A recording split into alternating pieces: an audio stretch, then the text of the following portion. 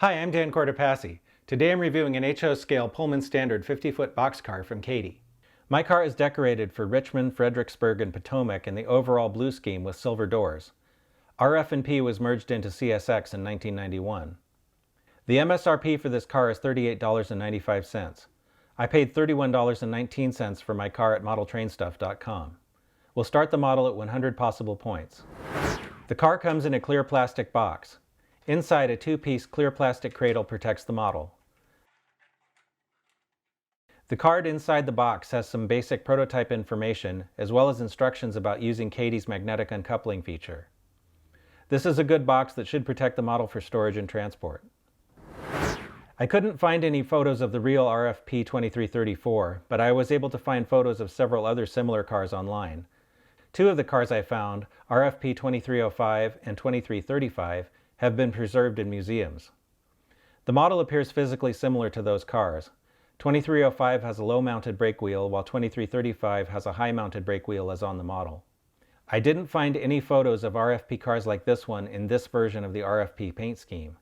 Most of the ones I found in blue had the linking north and south logo instead of the simple spelled-out road name. I found other RFP cars that had this paint job, so I'm giving the model the benefit of the doubt with regard to paint. According to the information printed on the back of the box, RFP bought 100 of these cars in 1963. The latest date stencils on the car are from 1978, so the model should best represent the car as it appeared in the late 70s through the 1980s. I found a photo of RFP 2335 from 1991 in maintenance of way service, but at that time it was painted red. The paint on the car is thin enough not to obscure detail. The blue is very shiny. Unless you're modeling a car that's fresh out of the paint shop, it would look better with a clear matte top coat. The markings are crisp, although the white lettering is not completely opaque. Some weathering would make this look better.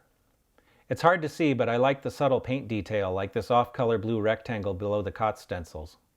The car has very delicate separately applied ladders and stirrups at the corners. The doors on this car are openable.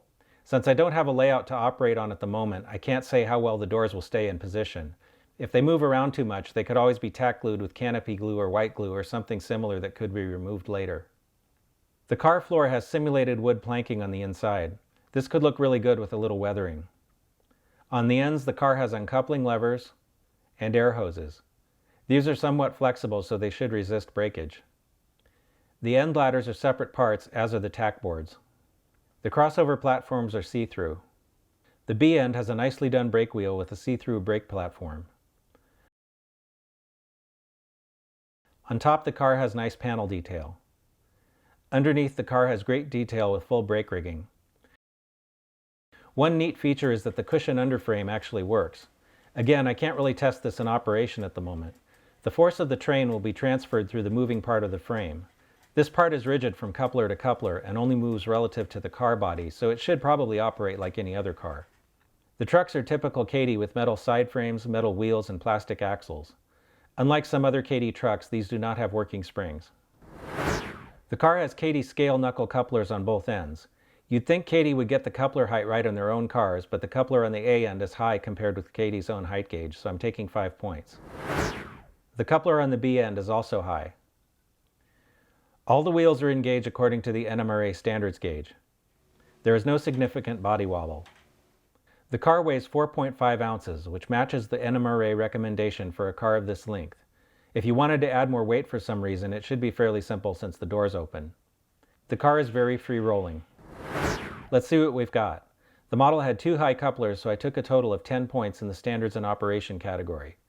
That leaves us with a total of 90 out of 100 possible points, which would be an A- on a report card. This is a nice car and it deserves a green signal. Kadee did a nice job on this car. If you're looking for some late 70s vintage box cars for your layout, then you might want to check this one out.